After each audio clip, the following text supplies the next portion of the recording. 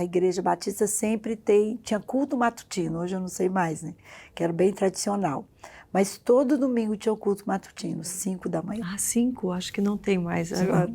Não. 5 da manhã. Mas é mais em igrejas bem tradicionais. Sim. Isso era assim, toda a Convenção Batista Brasileira, isso era uma coisa da convenção.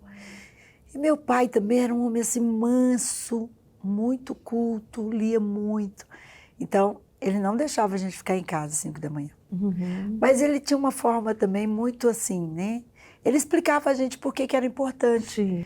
Que não era para aquele momento, mas nosso futuro. Ele falava muito do futuro. Sim. Como seria e tal. Então, a gente ia, levantava. Meu pai tinha uma rural. A gente entrava no carro. Eu não esqueço do meu cobertorzinho rosa. Eu levava, cada um já tinha o seu banco de dormir. Que era assim, era 5 minutos da minha casa. Sim. Mas ele não deixava a gente ir a pé, porque ele sabia que estava dormindo. Sim, então eu sim. chegava, eu deitava, dormia. Quando terminava, ele acordava a gente. Mas olha que curioso. Hoje eu olho para trás e vejo que eu sou parte daquilo, que eu dormia, mas meus pais estavam ali orando. Sim, sim. Por nós.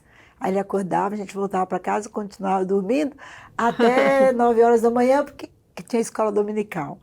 Então eu fui criada nessa atmosfera, sabe? E aí eu tive esse encontro com Jesus, mas eu já tinha uma vida bem dedicada, bem...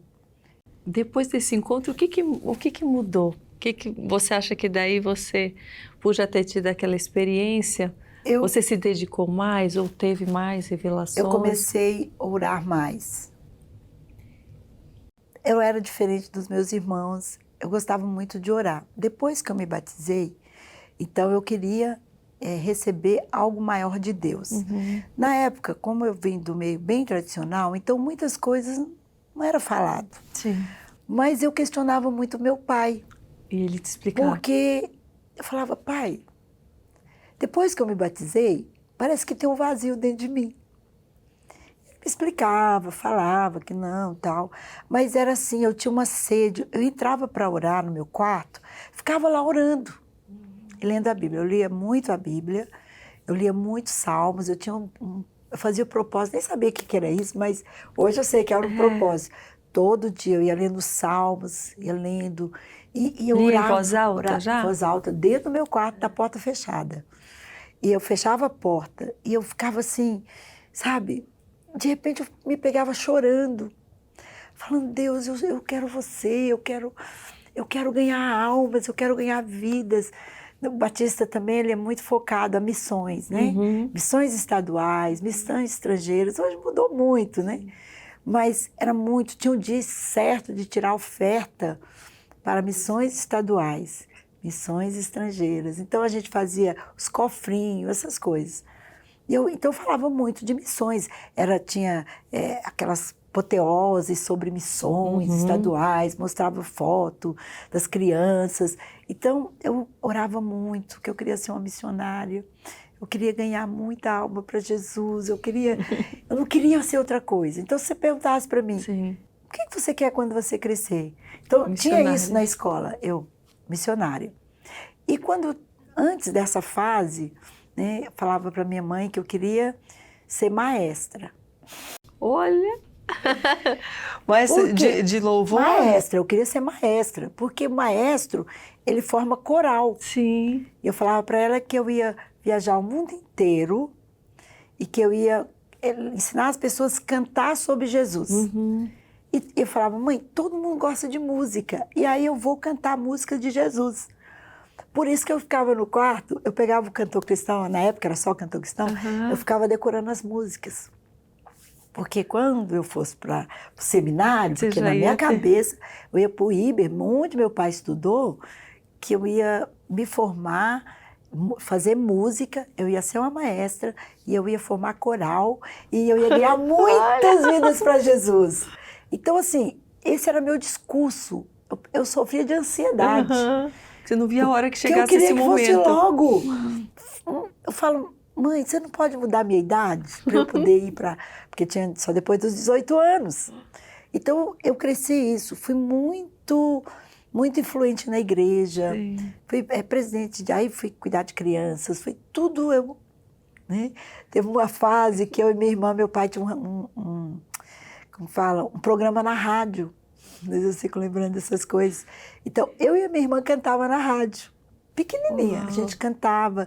Eu falava, então, mas não vai ser assim, vai ser aquela multidão de gente. Era algo eu vou que pra você televisão. via que era o teu sonho ou era algo que Deus estava te mostrando, te direcionando? Eu acho que era o meu sonho. Era o teu sonho. Era um sonho, mas era o sonho de Deus.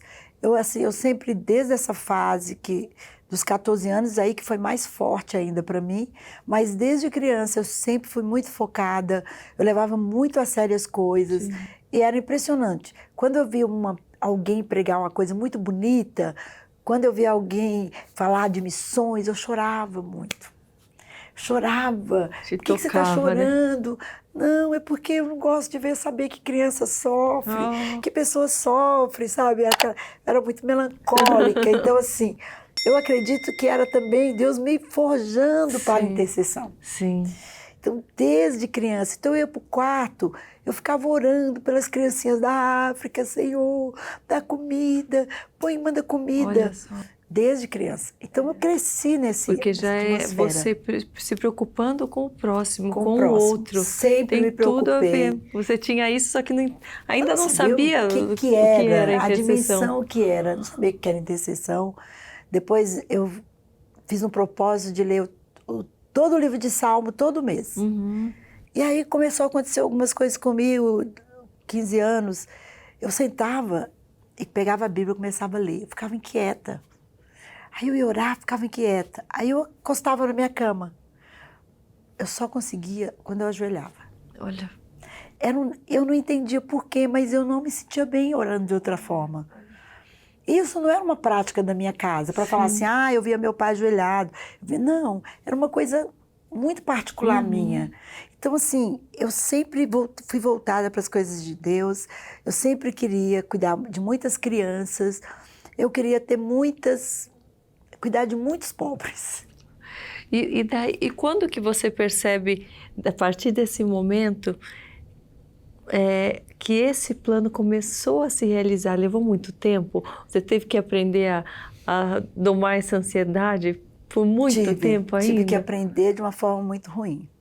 Muito ruim mesmo. Porque quando eu, 15 anos mais ou menos, foi uma fase muito rápida, não da minha conversão, que eu já tinha Jesus, desse episódio, do meu batismo, que antigamente eles não gostavam muito de batizar muita criança, igual é agora, tal, para ter convicção, para saber o que estava fazendo, né? Dentro dessa fase, então eu comecei uma busca em Deus muito grande. Aí eu fazia jejum, essas coisas desde essa idade ainda não? Não sabia que era jejum. Mas logo depois eu descobri. Eu tinha uma colega na escola que ela era da Assembleia de Deus. E aí eu era muito curiosa para as coisas. Eu percebi que ela ficava sempre com os papeizinhos que pareciam que eu usava em casa, decorando versículo. Só que a gente brincava de amarelinha, esconde-esconde, aquelas brincadeiras, né, maravilhosas que a gente tinha de criança, né? E aí um dia eu falei para ela assim, por que você não briga com a gente? Você fica aí nos cantos assim, andando para lá e para cá, você é diferente. Tá? Ela falou assim, não, vou te contar, você é evangélica, não é? Eu falei, sou batista. Eu sou da Assembleia de Deus, mas é porque a minha avó leva a gente, muitas adolescentes, num parque. E lá, ela fazia a mesma coisa. Lá a gente ganha prêmio para a gente decorar versículo. Falava, na minha casa também e tal. Não, mas é diferente, a minha avó, sabe, ela fala de Jesus pra gente, sabe, ela fala o que é certo e errado, é mesmo, e a gente é cheio do Espírito, cheio do Espírito, o que é cheio do Espírito? Enfim, cheguei em casa, pai, o que é cheio do Espírito? Aí ele me explicou lá do jeito dele, tal, não, você já tem o Espírito Santo, tá. Aí eu fui com ela nesse tal parque, curiosidade. Cheguei lá no parque, uma velhinha, já bem velhinha mesmo, aquele monte de meninas sentada assim, ela põe um pano, que tinha um lanchinho depois. E aí ela começava, assim. Ela começava a cantar, só que umas coisas que eu nunca tinha ouvido. Igual eu nunca esqueço de uma. Basta que me toque, Senhor. Que era uma canção antigaça, né? Que assim, acho que a vida inteira cantou, desde o tempo pentecostal, né?